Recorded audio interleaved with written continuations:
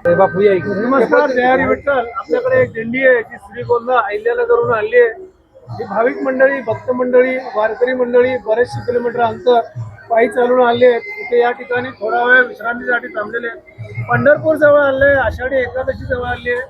त्यांचा उत्साह आणि आनंदही वाढलेला आहे. तर याच्यामध्ये आता असं आहे की आपण त्यांना एक विचारू की त्यांचं काय मत आहे, काय अनुभव आहे, काय त्यांचा आनंद आहे, काय त्यांचा उत्साह आहे, काय त्यांच्यामध्ये ऊर्जा आहे. कारण पंढरपूर आणि आषाढी एकादशी दोन्ही जवळ आले आहेत. रामकृष्ण हरी, जय हरी विठ्ठल. बोला मग. रामकृष्ण हरी. आमची दिंडी चिंचणीपुरीवरून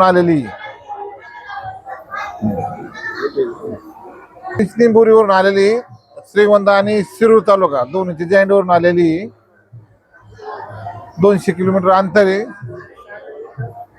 काय नाही, व्यवस्थित आली, व्यवस्थित सगळं आनंदात आलेली. हे पहा, आमची दिंडी निघाली आज 7वा दिवस आहे.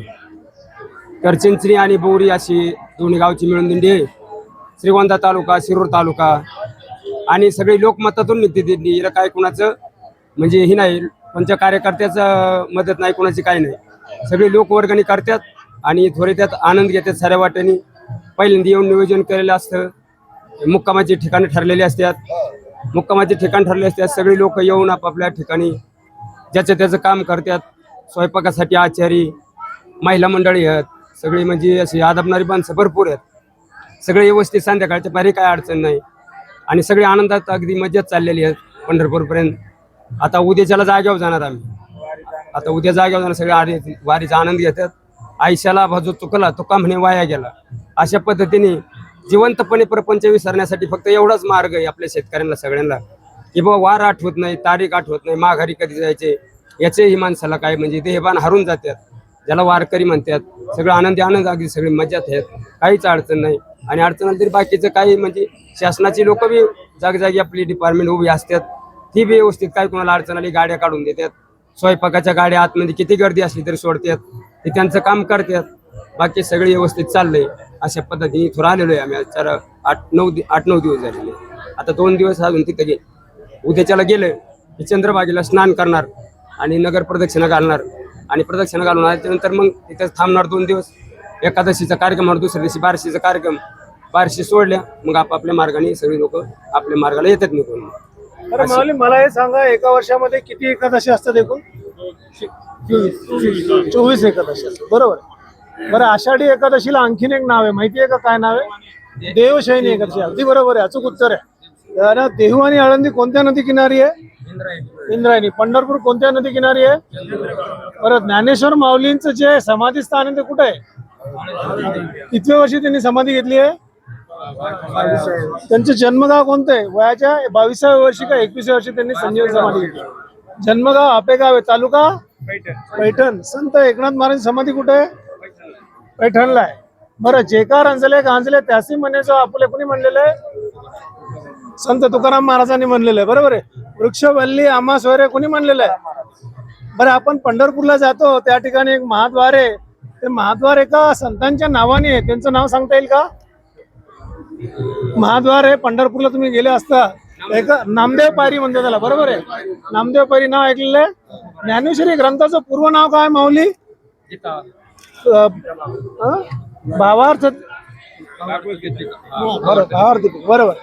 बरं, आता असा प्रश्न आहे की आता आषाढी एकादशीलाच आपण देवशयनी एकादशी म्हणतो, बरोबर आहे. या दिवसापासून आपले लाडके आणि प्रिय भगवान विष्णू योग निद्रा घेतात 4 महिन्यासाठी. त्याला आपण चातुर्मास म्हणतो. आणि चातुर्मासानंतर कार्तिक एकादशीला आपले लाडके आणि प्रिय भगवान विष्णू पुन्हा जागृत होतात आणि सृष्टीचा भार सांभाळतात. पण या 4 महिन्यामध्ये आपल्याकडे श्रावण येतो. श्रावण आलं की देवाधिदेव महादेव येतात, त्यांची भक्ती आणि पूजन होतं. श्रावण झालं की गणपती येतात, गणपती झालं की महालक्ष्मी येतात, महालक्ष्मी झालं की पितृ येतात, बरोबर आहे. असे 4 महिने आपल्याला पोरगं कोणी ठेवत नाहीत, हे देव येतात. सृष्टी सांभाळण्याचं मुख्य काम आपल्या धर्मामध्ये विष्णूंचं आहे. जे आपले लाडके आहेत, आपले प्रिय आहेत, है ना, सृष्टीचा सांभाळ करण्याचं काम हे आपले विष्णूंचं आहे, तेच करतात. परंतु ते 4 महिने निद्रा घेतात. त्या निद्रेला आपण निद्रा म्हणत नाही, योग निद्रा म्हणतो, बरोबर आहे. तर या लाडक्या विष्णूंची आणखीन एक यात्रा सुरू झाली आहे. सांगता येईल का ती यात्रेचं नाव काय आहे? 3 दिवसापासून सुरू झाली, पुरीमध्ये. जगन्नाथ यात्रा, बरोबर आहे, जगन्नाथ यात्रा आहे. तर आपल्याकडे यात्राचं खूप महत्व आहे, बरोबर आहे. मग ती कावड यात्रा असो, जगन्नाथ यात्रा असो, केदारनाथ यात्रा असो, अमरनाथ यात्रा असो, पंढरपूरची यात्रा किंवा वारी असो, नागषष्ठीची यात्रा असो. यात्रा म्हणजे चालणे, चालणे म्हणजे थकणे. काही लोक 60 किलोमीटर चालतात, काही 100, काही 150, कोणी 200, कोणी 400 किलोमीटर सुद्धा चालतात माऊली. भगवंताचं नाव घेऊन चालतात. बरेच जण असं म्हणतात काही होत नाही, थोडंफार आजार पडतं माणूस, पण चालत राहतं, हे की नाही. ते सामर्थ्य, ते आनंद, तो ऊर्जा आपल्याला पांडुरंग देतो, विठ्ठल देतो. विष्णू म्हणजेच पांडुरंग, पांडुरंग म्हणजेच विठ्ठल, विठ्ठल म्हणजेच राम, राम म्हणजेच कृष्ण, कृष्ण म्हणजेच जगन्नाथ. तुम्ही केलेली प्रत्येक गोष्ट, पूजा अर्चना प्रार्थना विष्णूंपाशी जाती. तुम्ही देवीला पूजा विष्णूंपाशी जाती, गणपतीला पूजा विष्णू, तुम्ही संतांना पूजा विष्णूंपाशी जातं, गुरूंना पूजा विष्णू, सगळ्या गोष्टी विष्णूंपाशी पोहोचतात. विष्णू सर्व काही आपल्याकडे, कण कण में विष्णू आहे. धन्यवाद. रामकृष्ण हरी, जय हरी विठ्ठल माऊली.